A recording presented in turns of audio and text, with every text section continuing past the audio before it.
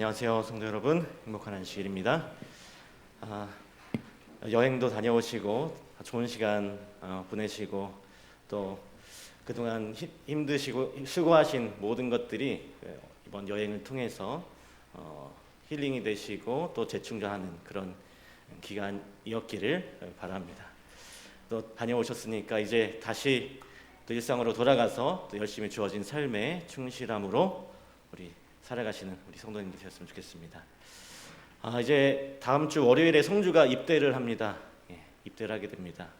우리 성주 군에 잘 다녀올 수 있도록 기도해 주시고 또 격려해 주시면 감사하겠습니다. 오늘 우리 함께 하나님의 말씀을 나누도록 하겠습니다. 베드로후서 3장 18절에 있는 말씀 함께 보시도록 하겠습니다. 베드로후서 3장 18절.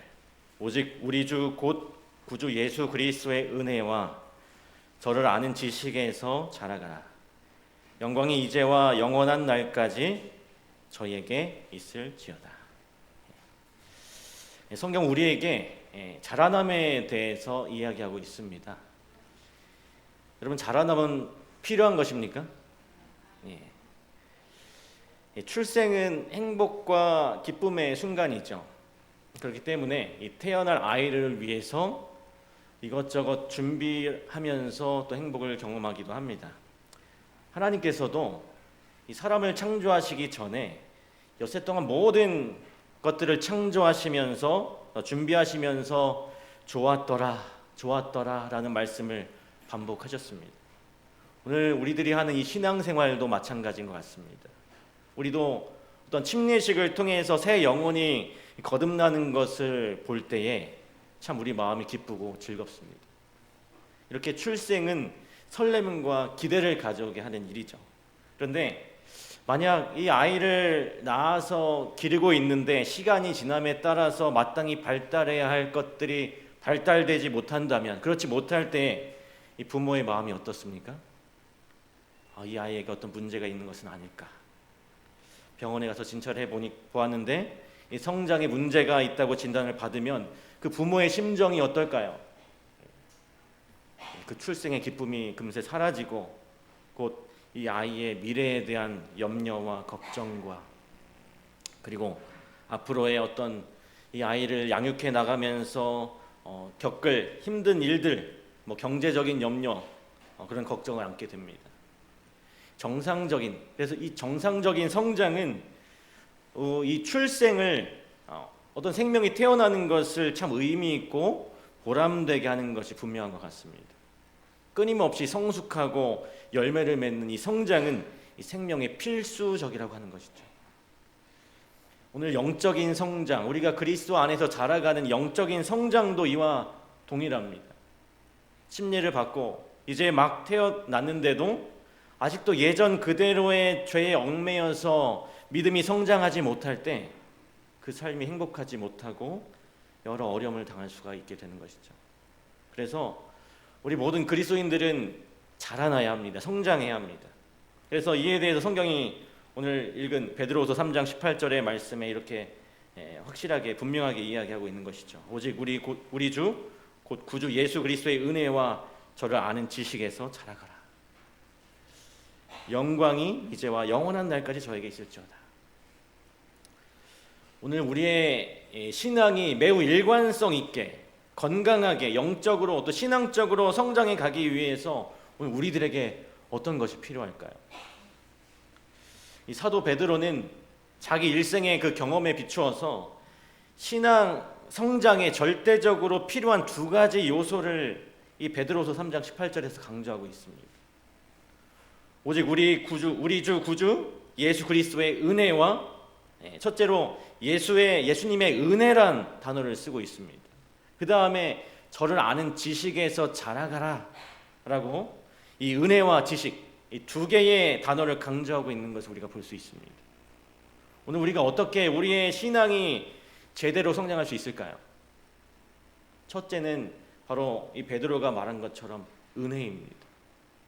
예수 그리스도의 그 은혜를 사모하셔야 하는 것입니다. 예수님의 은혜를 사모하셔야 이 기독교가 기독교 되게 하는 본질적인 메시지가 바로 이 은혜라고 하는 단어 안에 들어있다고 해도 과언이 아닌 것이죠. 여러분, 영국에서 한 번은 세계적인 종교학회가 열렸습니다. 그래서 이 종교를 연구하는 사람들이 모여서 여러 가지 종교들을 비교하면서 논의를 했어요. 토의를 했습니다. 그런데 그 중에 기독교 차례가 왔을 때 이 기독교 신앙의 독특성이 무엇이냐라는 질문이 나왔습니다. 여러 종교를 가진 사람들이 모인 중에, 여러 종교 학자들이 모인 그 중에 이 기독교 신앙의 독특성이 무엇이냐라는 질문이 나왔는데, 한 학자가 말하기를 아마도 그것은 성육신일 것입니다. 하나님이 육신을 입고 이 땅에 오신 성육신이야말로 기독교의 가장 뚜렷한 독특성 아니겠습니까? 라고 이야기를 했어요. 또 이것에 대해서 어떤 분이 또 반론을 제시합니다. 성육신은 기독교 신앙의 독특한 요소들 중에 하나인 것은 사실이지만 신이 인간의 육신을 입고 나타났다는 종류의 얘기는 다른 종교, 곧 불교의 윤회설이나 그런 경전에도 나온다라고 반문을 했습니다. 그래서 또 다른 사람은 아무래도 기독교 신앙의 독특성은 부활에 있지 않겠느냐라는 말을 했어요. 이 부활 신앙도 기독교의 독특성이라고 할 수 있죠. 그러자 또 어떤 사람이 또 반박을 해요. 그런데 죽은 사람이 살아났다는 얘기는 또 다른 종교의 경전, 예컨대 메소포타미아의 수메르 시대에 기록된 이 아난나의 저승여행과 같은 이야기가 또 있다라고 하면서 반문을 합니다. 이런 이 기독교의 어떤 독특성에서 이야기가 오고 가는 가운데, 그때 이제 평신도 신학자요 문학가였던 이 C.S. 루이스 교수가 이렇게 말했습니다. 그 대답은 의외로 쉽습니다. 기독교의 독특성은 은혜입니다 라는 말을 했습니다. 그러자 이 은혜라고 하는 이 말 앞에 거기 있던 모든 사람들이 다 동의를 했다는 것입니다. 여러분, 은혜가 뭔가요? 우리가 은혜 계속해서 많이 얘기하지만 이 은혜가 뭡니까? 은혜란 이 받을 자격이 없는 사람들에게도 베풀어지는 사랑이죠. 사랑받을 자격이 없는데 죄를 범한 그 인간, 하나님의 저주와 그 진노를 받아 마땅한 그런 인간이지만 오히려 하나님이 그들을 받아주시고 용납하시고 용서해 주시고 하나님의 자녀로 삼아주신다라고 하는 이것이 바로 은혜인 것입니다. 이 세상에 여러 종교들이 있죠. 불교, 힌두교, 이슬람교 모두 인간의 노력을 강조합니다. 그 종교들은 인간의 노력을 강조해요. 하나님의 사랑을 대가 없이 얻는다는 개념은 인간의 개념이 아닙니다. 그래서 이 은혜는 많은 사람들에게 어색하고 깊이 이해해야 되지 않습니다. 인간에게는 없는 것이기 때문에. 잘못을 하면 벌을 받고 착한 일을 하면 상을 받고, 이 권선징악이라고 하는 이 논리가 우리 세상 살아가는 사람들의 이해 방식이죠. 세상의 법칙입니다. 그래서 은혜로 구원을 얻고서도 본능적으로 우리는 그래도 무언가를 해야 한다라고 생각을 합니다. 그래서 은혜를 경험하지 못하면 여전히 우리가 죄책감에 시달리게 되고 신앙생활이 무거운 짐으로 여겨지게 되는 것이죠. 이 은혜를 받아들일 수 있는 자가 복이 있다라고 하는 것입니다. 이 예수 그리스도의 은혜를 받아들이는 사람이 신앙과 그 믿음이 더욱더 깊어질 수 있다라고 하는 것입니다. 여러분, 2차 세계대전 중에 히틀러에게 신임을 받았던 알베르트 슈페르라고 하는 사람이 있습니다.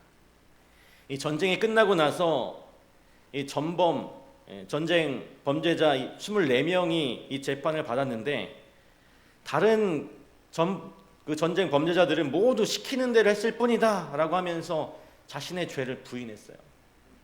그런데 유일하게 이 슈페르만이라고 하는 사람만이 자신의 죄를 인정하면서 20년형의 징역형을 받게 됩니다. 그리고 그가 2권의 자서전을 쓰면서 그 수입의 상당액을 유대인 자선단체에 익명으로 기부를 하기도 했대요. 그리고 어느 날 미국의 ABC 방송에 기자가 그를 인터뷰했습니다. 당신이 쓴 책을 보면 나의 죄는 절대로 용서받을 수도 없고 용서받아서도 안 된다고 했던데요. 지금도 그 생각에 변함이 없습니까? 이 슈페르라고 하는 사람이 아주 슬픈 기색을 띠며 말했습니다. 나는 내 죄값을 치르기 위해서 20년 징역형을 살았습니다. 그리고 그 죄값을 다 지불하고 석방이 되었습니다. 사실 나는 자유인입니다. 그러나 내 마음에는 여전히 내가 범한 죄는 절대 용서받을 수가 없다는 생각이 있습니다. 그리고 용서받아서도 안 되는 죄라고 생각합니다. 2차 대전 때 희생당한 수백만의 사람들을 생각하면 내 죄는 용서받을 수가 없습니다. 여러분, 그는 수십 년 동안 자신의 범죄를 철저하게 책임지려고 노력했어요.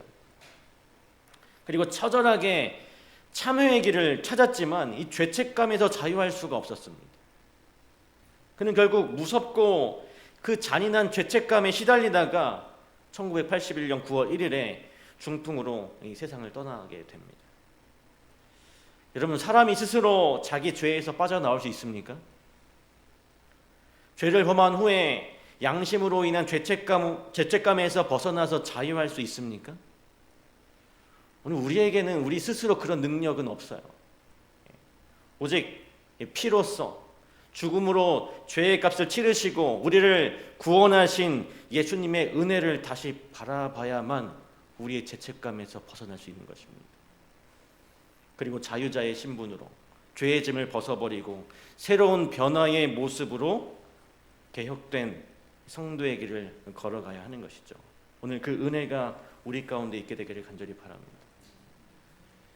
필립 얀시의 놀라운 하나님의 은혜라고 하는 책에서 이렇게 기록하고 있습니다. 세상은 은혜에 목말라 있다. 은혜가 임할 때 세상은 그 앞에서 침묵에 잠긴다. 성경은 인류가 죄를 짓는 순간부터 하나님의 은혜를 말하고 있습니다. 창세기 3장 21절에 보면 여호와 하나님이 아담과 그 아내를 위하여 가죽옷을 지어 입히시니라.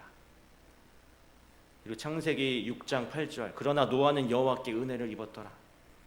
32장 12절 주께서 말씀하시기를 내가 정녕 내게 은혜를 베풀어 내 씨로 바다에 셀 수 없는 모래와 같이 많게 하리라 하셨나이다.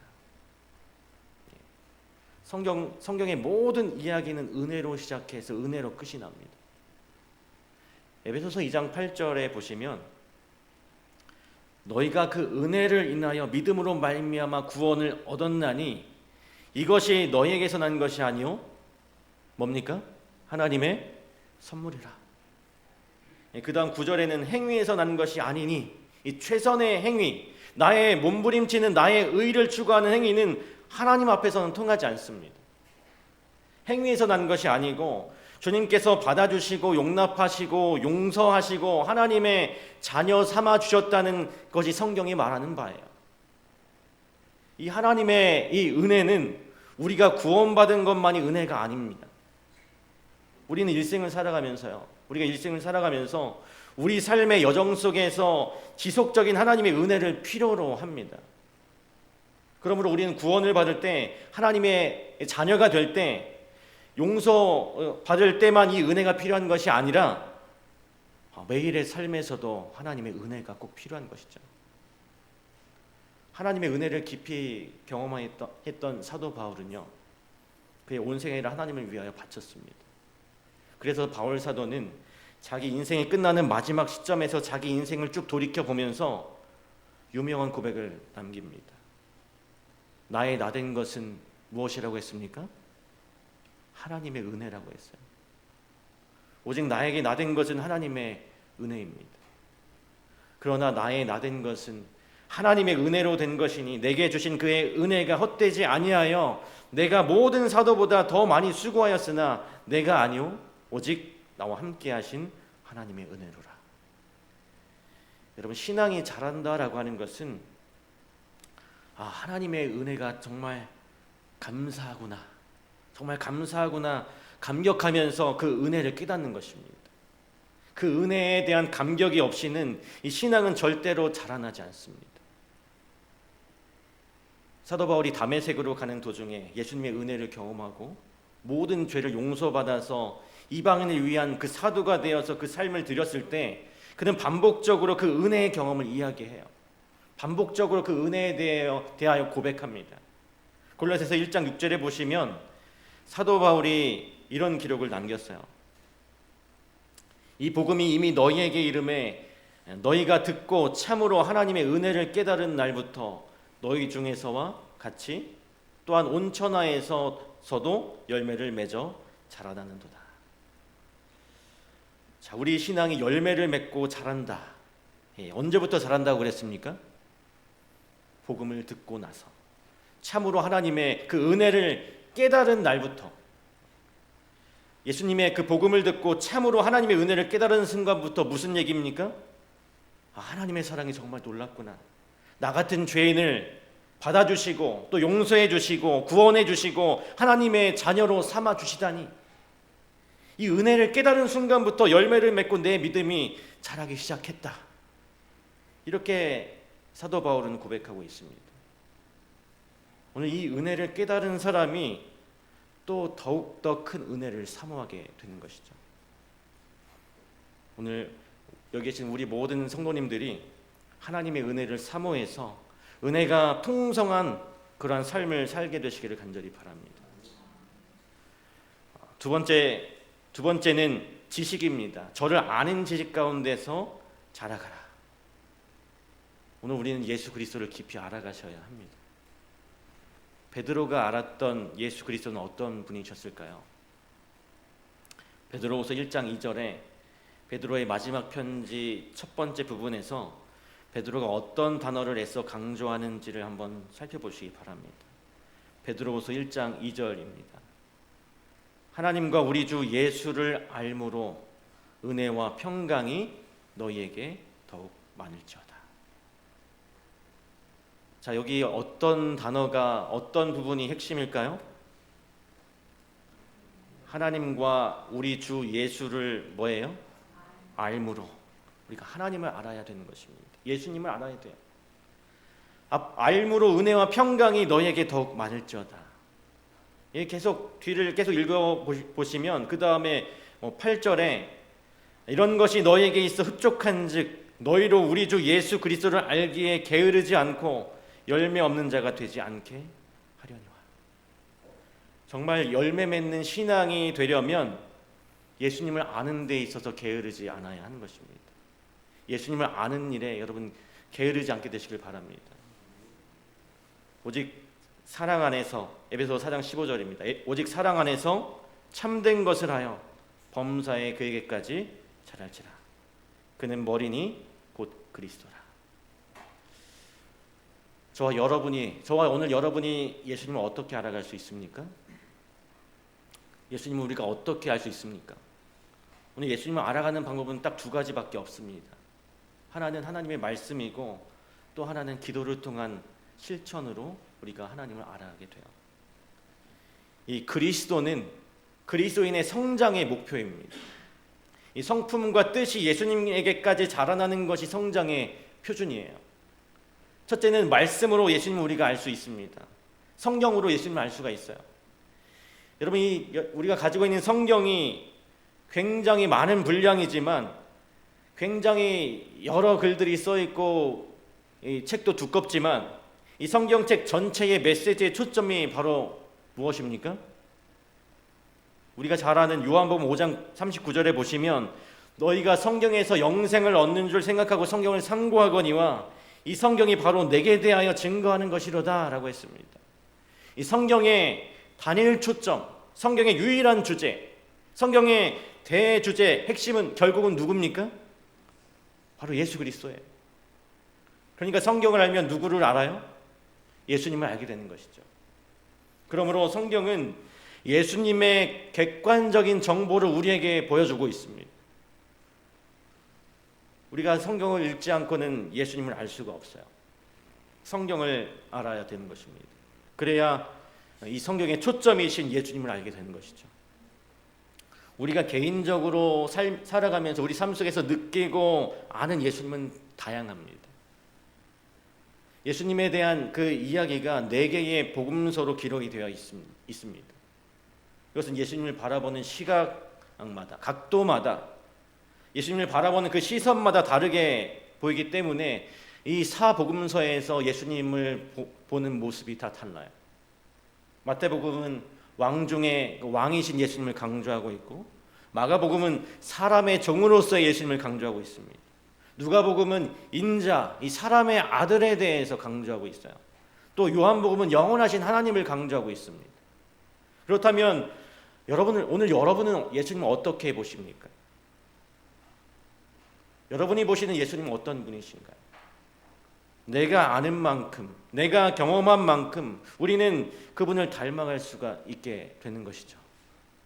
그것이 성화이고, 그것이 품성의 변화이고, 그것이 성장입니다. 예수님은 어떤 분인지 잘 모른다, 개인적으로 잘 모른다, 그렇다면 우리는 예수님을 닮아갈 수가 없습니다. 우리의 품성이 변화되어 가지 않는다는 것입니다. 오늘 우리는 이 성경, 하나님의 말씀을 통해서 예수님을 배우게 돼요. 예수님께서는 어떻게 자신의 사명을 인식하셨을까요? 당신이 하나님이셨다는 것을 어떻게 받아들이셨을까요? 그리고 어떤 제자들을 부르셨을까요? 왜 유다를 제자로 받아들이셨을까요? 어떻게 그를 끝까지 사랑하실 수 있으셨을까요? 그리고 그분이 당하신 그 모든 억울함을 어떻게 이기셨을까요? 우리는 예수님의 탄생과 모든 삶의 장면들에서 예수님을 공부할 수 있고 배울 수 있게 됩니다. 우리가 다 이해하지 못할지라도 우리가 예수님에 대하여 알면 알수록 우리는 그분을 닮아갈 수 있는 길이 더 많이 열리게 되는 것이죠. 예수님에 대하여 아는 지식을 실천하면서 살아가는 것입니다. 알고 기도하여 힘을 얻고 실천하는 것, 말씀을 통해서 예수님의 삶을 묵상하고 기도를 통해서 예수님을 우리 마음에 품고 예수님의 삶을 우리가 실천할 때 우리는 그리스도의 분량에 이르기까지 성장하게 되는 것입니다. 우리가 예수님과 똑같아질 수는 없어요. 죄 없이 태어나신 예수님, 그분께서 하신 수많은 기적들, 또 십자가에서 인류의 속죄를 위하여 하신 그 희생은 우리가 따라할 수 없는 것들입니다.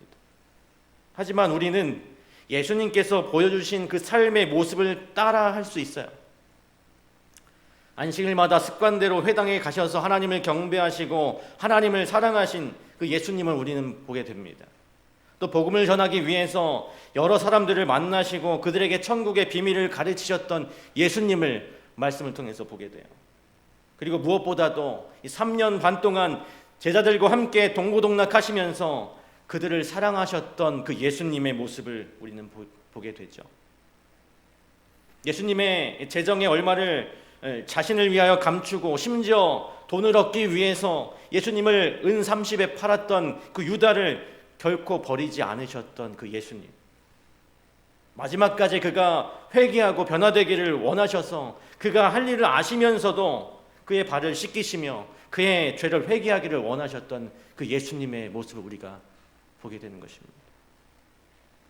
자신을 저주하고 배반하고 예수님을 따랐던 모든 경험을 뒤로하고 다시 과거로 돌아가서 어부가 되었던 제자를 받아주시고 다시 그에게 사명을 주셨던 그 예수님, 작은 어린 아이들을 사랑하시고 안아주시고 축복하셨던 그 예수님, 사람들이 왕으로 추대하고 많은 영예와 영광과 부를 뒤로하고 영혼 구원을 위하여 자신의 삶을 희생하신 그 예수님, 우리는 이러한 예수님을 따라갈 수 있다라고 하는 것입니다. 우리는 이러한 예수님을 바라보면서 우리의 삶 속에서 예수님을 실천하게 되는 것입니다. 우리가 예수님의 삶을 따라가지 않으면서 우리가 예수님을 닮아갈 수는 없어요. 사랑하고 참고 인내하고 예수님의 생애를 우리의 생애로 들여오는 것, 그것이 예수님에게까지 자라나는 방법이고 우리가 성화되는 방법인 것입니다.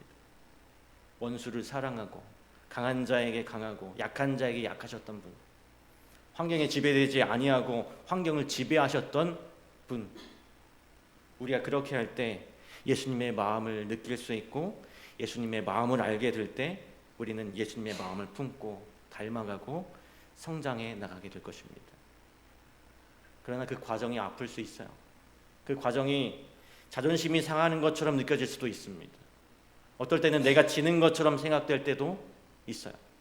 하지만 예수님께서 걸어가신 길을 믿음으로 걸어가는 것, 그것이 예수님만큼 성장하는 것임을 꼭 기억하게 되시길 간절히 바랍니다. 아는 것이 우리를 변화시키지 못합니다. 단지 예수님에 대하여 아는 지식이 내가 그렇게 하지 못할 때 우리는 그 차이, 그 거리로 인하여 괴로울 뿐입니다. 이 괴로움과 표준과 삶이 다를 때 겪게 되는 그 괴리감, 자괴감이 들 때마다 우리는 무릎을 꿇고 기도할 수 있고, 눈물로 기도할 때 성령께서 주시는 믿음의 용기로 우리는 예수님의 삶을 따라갈 수 있게 될 것입니다. 오늘 우리가 예수님 안에서, 그리스도 안에서 자라가기 위하여 이 말씀과 기도를 통해서 예수님의 삶을 묵상하고 기도로 그 예수님의 모습을 닮아갈 수 있게 해달라는 그 간절한 기도와 함께 살아가심으로 오늘 우리가 예수님 안에서, 예수 그리스도 안에서 그분을 닮아가고 성장해 나가는 이 모든 직장교회 성도들 되시길 간절히 바라며 오늘 말씀을 마치도록 하겠습니다.